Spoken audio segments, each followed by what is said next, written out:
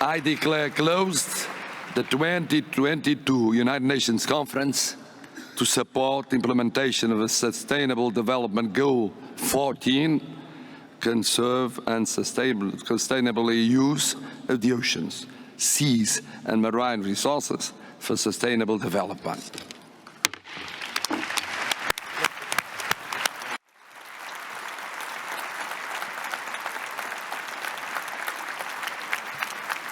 Bom, Carlos, tivemos aqui a Conferência dos Oceanos, um pouco esvaziada, até em função, né, do G7, da guerra na Ucrânia, porém, inclusive, a guerra na Ucrânia foi trazida para cá pelo John Kerry, né? Mas qual o balanço que você faz dessa Conferência dos Oceanos? Rodrigo, como você comentou, um pouco esvaziada, né? O tema é muito importante e, de qualquer maneira, eu acho que para a gente alinhar um pouco expectativas, não era uma conferência que a gente estava na expectativa de tirar aqui tratados ou qualquer coisa que valha, né? A gente não estava na expectativa de tirar compromissos que fossem binding, né? Que fossem legalmente vinculantes. Então, eu acho que a gente já começa daí, né? E aí, com relação à conferência em si, eu acho que trouxe temas muito importantes, que uma outra coisa bastante importante da gente trazer. Apesar de toda a importância dos oceanos, Sim. vi esse dado ainda ontem, em 2018, por exemplo, que foi uma pesquisa da Nature, em 2018 foi produzido mais dados sobre o oceano do que a história inteira. Isso é interessante. Né? Então, ou seja, os oceanos eles passaram, por incrível que pareça, a entrar um pouco mais no foco da discussão, seja acadêmica, seja política, muito recentemente. Né? Então eu entendo que essa conferência está sendo um primeiro passo, muito importante, espero que não seja tão tardio, né? Mas foi sem dúvida nenhuma muito importante, no sentido de que a gente teve aqui grandes lideranças globais, né? A maior parte dos países estiveram representados, as juventudes estiveram aqui, Sim. populações minorizadas estiveram aqui também, né, para colocar seus pontos. Então eu entendo que foi um marco bastante importante para a discussão dos oceanos. Eu tenho um sentimento um pouco disso que você falou, porque me parece que mesmo autoridades brasileiras tiveram aqui, tivemos ministros do STF, né, outras autoridades, me parece que eles mesmos estavam descobrindo a importância do oceano. E aí que me chama a atenção, porque talvez a gente subestime muito o que os oceanos significam para o planeta, né? Sem dúvida nenhuma, sem dúvida nenhuma. Os dados, quando a gente olha a fundo, né, é inacreditável, é inacreditável. A gente vinha ainda há pouco conversando, né, sobre a importância dos oceanos para a questão climática, né? Então, para o equilíbrio climático e para também a absorção de gases de efeito estufa. Então, a gente está falando aí 1/5, 1/4, algumas pessoas falam, né, da absorção dos gases de efeito estufa. Então, tem uma questão muito importante nesse sentido. Com relação à alimentação, a gente poderia falar o quê? Falar, olha, 90% das pessoas dependem dos oceanos, tá? Não seria uma afirmativa tão falsa. Por quê? Porque 80% a 90% de todo o comércio global se dá por via marítima, né? Inclusive, estou falando da alimentação. Sim. Então, eu não estaria exagerando se falar que o gado brasileiro, australiano, americano, consumido em algum lugar do mundo, depende dos oceanos. O gado, a soja, o milho, tudo. Qualquer outra coisa, mas o gado só para ficar uma coisa mais jocosa, né? Mas assim, claro, pensando em tudo que os oceanos provêm de alimentação, né? Quando a gente pensa em proteína, por exemplo, a gente está falando de um terço a metade da população mundial que depende, com relação à proteína, dos oceanos especificamente, né? Então esse é um outro fator muito importante, né? E como eu comentei, com relação a também o transporte marítimo, claro, não só de alimentos, mas de todo o resto, né? 80% a 90% do comércio global de qualquer bem e produto, né? Não só isso, a gente tem uma importância também muito grande com relação à produção de energia, já é importante a crescente, então principalmente energia eólica offshore, né? E não só isso também, a gente tem várias tecnologias vindo com relação a, né, a energia produzida das correntes marítimas, energia das ondas, né, que são diferentes. Então a gente tem também uma série de tecnologias que estão chegando. Fora isso também toda a parte de mineração e energia.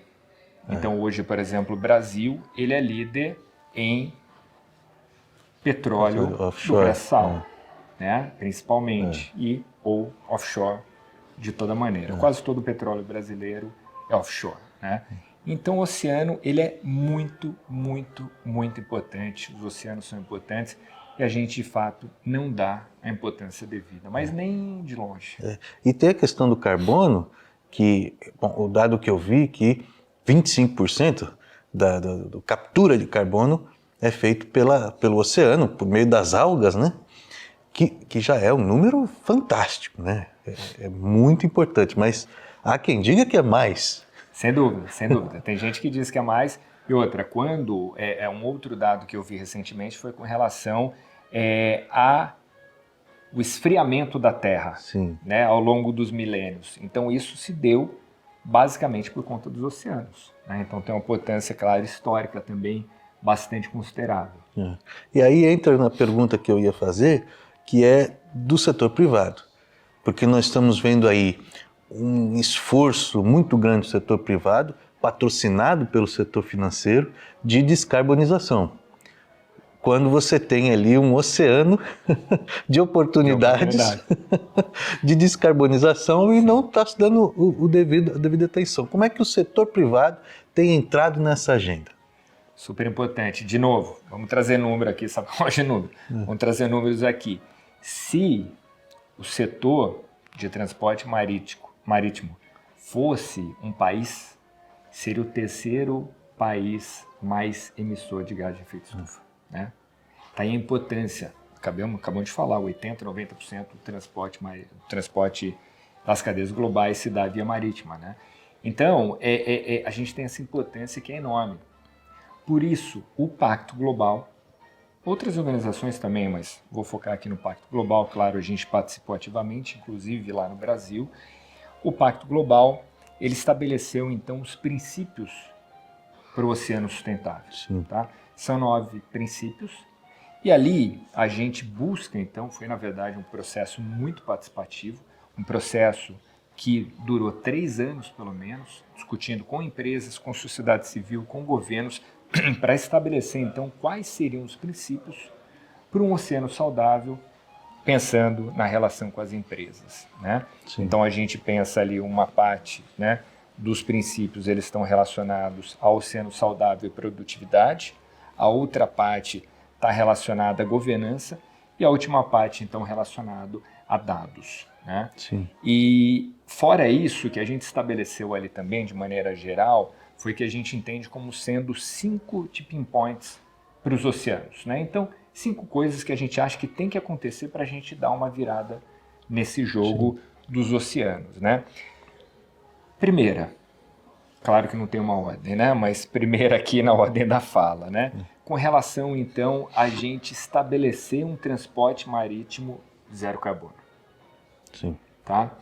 Existem já tecnologias. Existem tecnologias para zerar a emissão de carbono no transporte marítimo, incipiente ainda, e várias outras para a gente reduzir bastante a emissão. Várias empresas já estão lançando mão, várias empresas dessas globais de transporte marítimo se comprometendo e se comprometeram com o Net Zero até 2050 ou 2040. Tá?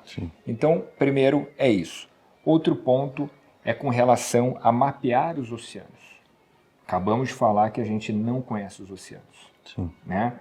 E estudos mostram aí que a gente ainda não conhece a maior parte da biodiversidade dos oceanos, por exemplo, né?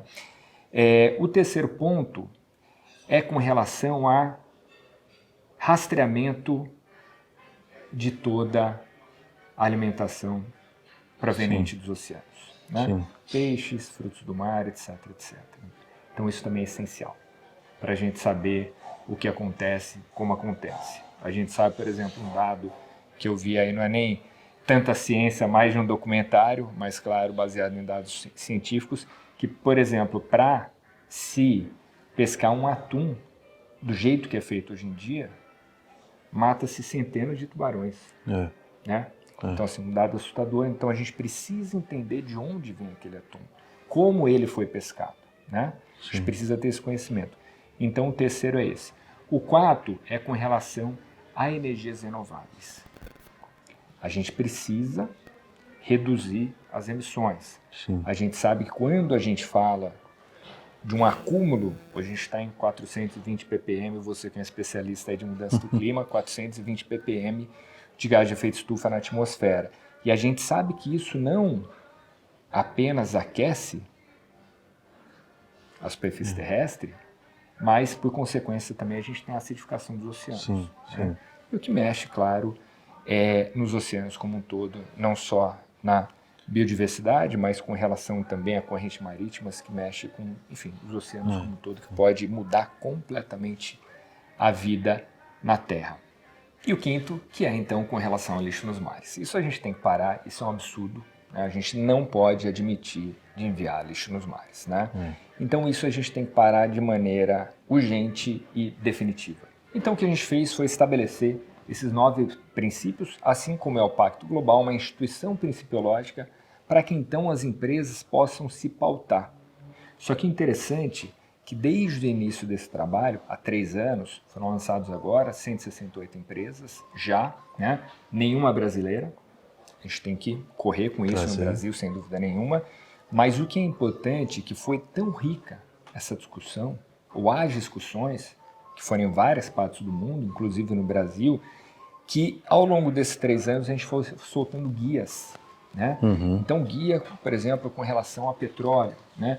Guia com relação à pesca, guia com relação à produção de energia renovável e vários outros, né? Então hoje, o setor privado, as empresas, têm no que se pautar, coisa que não tinha. Né?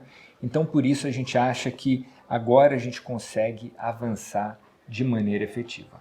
Sim. E COP27. Vamos ver o que vai sair dos oceanos na COP27. Certamente, até por conta, claro, né, da importância desse fórum aqui, dessa conferência, a COP27, que está muito pautada, como a gente sabe, muito com relação aos sistemas alimentares, e a gente acabou de falar da importância dos oceanos nessa discussão, então certamente, ainda pelo calor dessa conferência e já pela expectativa de se discutir sistemas alimentares na COP27, certamente esse tema vai ser discutido com muita força ali. Legal. Muito obrigado, Carlos. Obrigado.